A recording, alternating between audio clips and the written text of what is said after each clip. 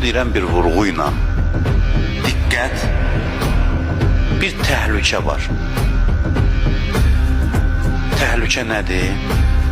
Təhlükə budur ki, elə bir dövrə gəlmişik ki, Allahın əsas işi bundan sonra bizlə olacaq dindarlarla. Diqqət, diqqət, diqqət, bax belə. Bu şəkildə deyirəm.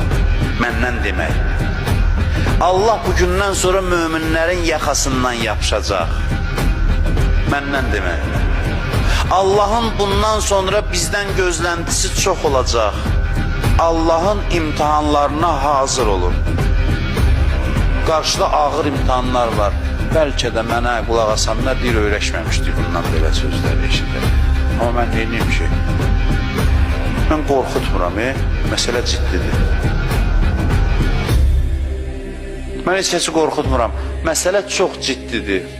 Kəmərlərinizi bağlayın, məsələ çox ciddidir. Mən neyiniyim axı?